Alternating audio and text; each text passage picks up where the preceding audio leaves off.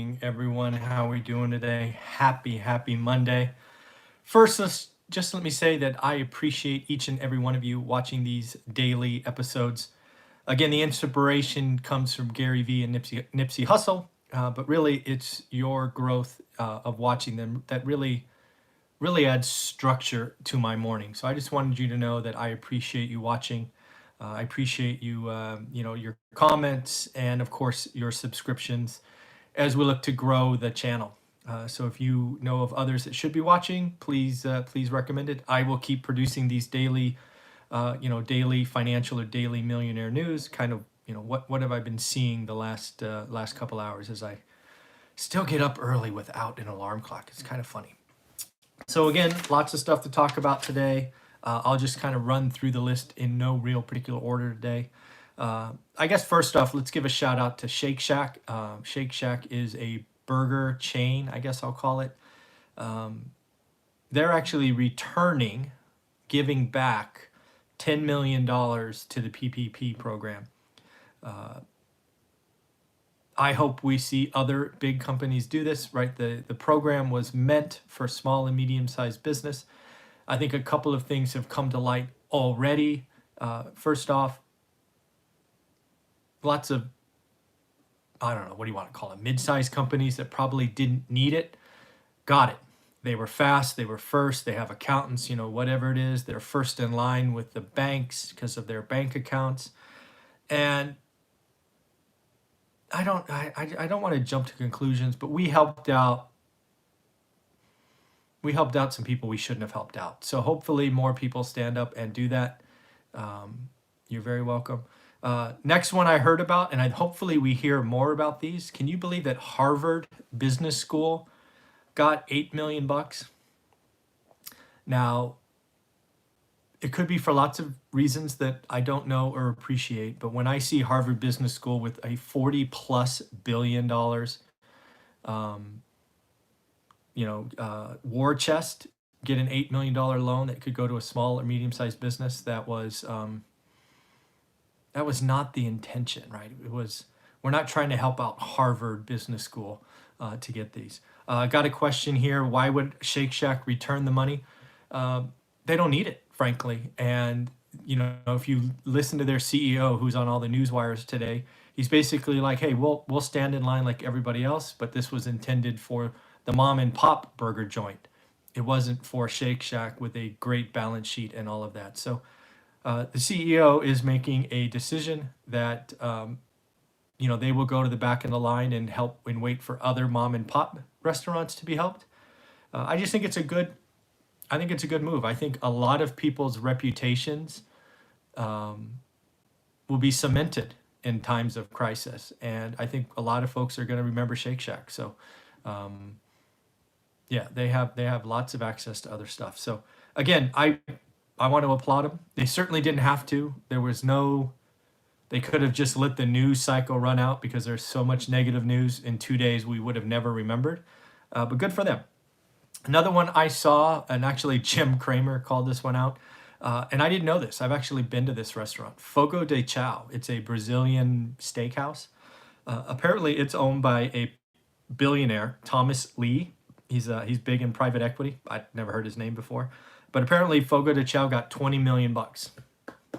And Kramer lost it. It's like, what are you doing, Thomas? Freaking move money around on your own balance sheet and bail these people out. We're trying to help mom and pop restaurants get going. So hopefully the public shaming gets some additional money returned. Good morning, Austin. So I thought that was pretty interesting. Oil is getting smacked around a lot today. A lot of it is simply because nobody wants it. There's not a lot of storage left, right? 6 weeks ago, I was talking about, okay, buy the oil and store it because it's lower than the cost of production. The problem with that analogy is prices have stayed down so long, we don't have any more storage. They're actually leasing tanker ships and anchoring them off Texas to basically warehouse oil. Eventually, we will run out of places to put it. At that point, oil's value zero. It actually is probably negative. So again, lots of stuff going on in oil. You're going to hear a lot of headlines. A lot of that is because these are contracts that roll over tomorrow. The futures market is down, but not down to $10, which is what I saw before I came up this morning.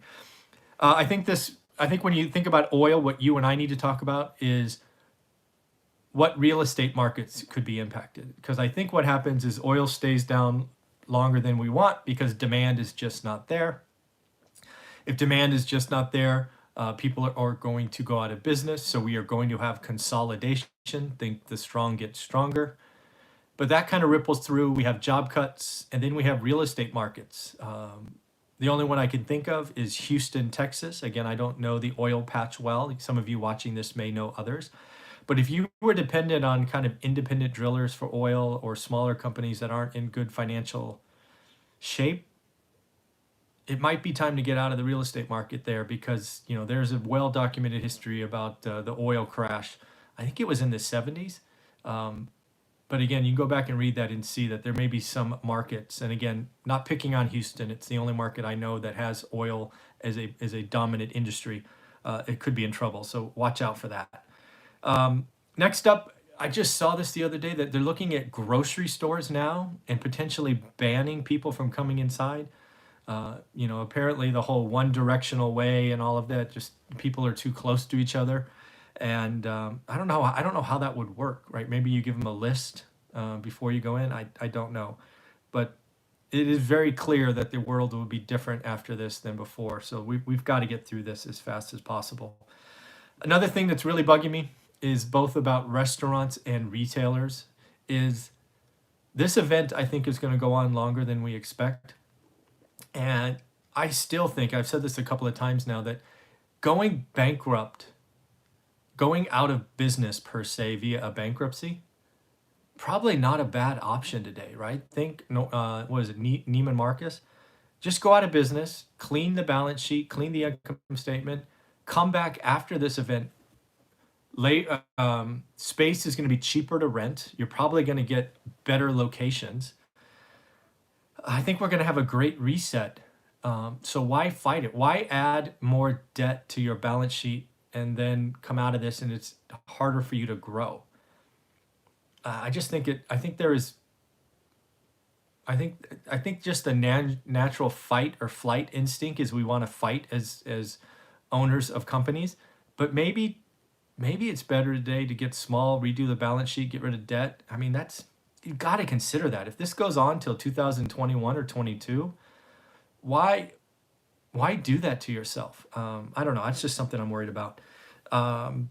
Did see a number today for the first time that I kind of felt good about. Is it looks like they're looking at 110,000 restaurants that will be shuttered or closed because of this. So that's a lot. But again, probably most of those weren't doing great anyway. And think about it. We can do a great reset, get lower rent on your space, maybe heck, even own your space. Remember when restaurants actually owned the location? This could get interesting for restaurants and all of that. Good morning. It's 110,000 nationwide. 110K, not 10K. Looks like I've been thinking about Vegas for a while now. I think Vegas is probably the epicenter of an MSA or a real estate market that is, it's going to hurt for a while. It's going to hurt for a while. I saw a number that there's 3 million unemployed in Vegas now. There is talk about how to open it again. I just don't see it. At least, getting back to whatever was Vegas in the past isn't going to happen. Vegas has to regenerate itself. Think about the casinos that or if you've ever been to one, what you remember. Everybody's elbow to elbow. The nightclubs, elbow to elbow. The events, elbow to elbow. I mean, I just don't know. It's I guess the thing I'm thinking about is, when does a Vegas casino go bankrupt? This could be just a great reset. I don't know. It's kind of concerning, right? Disney was downgraded by a couple of companies today. There's actually talk that they may not be able to open their parks until January 1st. That's a lot longer than people were thinking. It had seen a nice run because of the Disney Plus numbers, right? Kind of 4-year target done in 9 months or whatever it was. But again, they're not making a lot of money from Disney Plus because of the subscription cost is so low and probably losing money. So again, there's just a realization that this is going to go on longer. And I've been telling you this for a while that, God, these earnings numbers, who could believe any of these numbers? I think the market is in for a fall. So somebody took out Disney today. We saw Apple last week. We are going to see more and more stocks get downgraded. Be careful, people.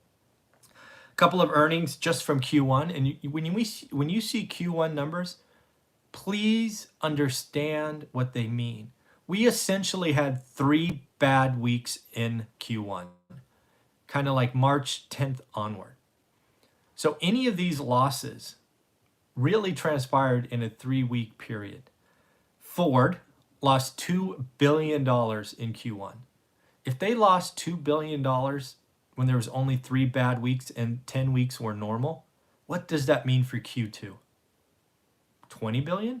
15 billion? I can't fathom numbers like this. United Airlines. This is a bad one. United Airlines posted $2.1 billion loss. They saw a 17% fall in revenue. Again, there was only 3 bad weeks. Their traffic is down 90. Why are airlines flying today? Seriously, shut them down. How much does it cost to fly from San Francisco to New York? You can't be making that up with passengers. Shut it down. It's cheaper. Go bankrupt, United. I don't understand. Bankruptcy is not. It's not like the company doesn't exist anymore. This is the time. Companies really need to consider bankruptcy because coming out of this, they're going to want to be more nimble. Their balance sheet needs to be more flexible. Did I write it down? Yeah, they're looking at like $40 billion in funds from the government. I mean, God, they're going to screw their balance sheet up. Oh, it's just crazy. The other thing we got to think about, and this is going to be a live stream later in the day, is I think there's 3 things that we could count on post-event. And this is what's important to you and I as a real estate channel. What does it mean for consumer confidence? What do consumers do? What is cost of capital? What is access to capital?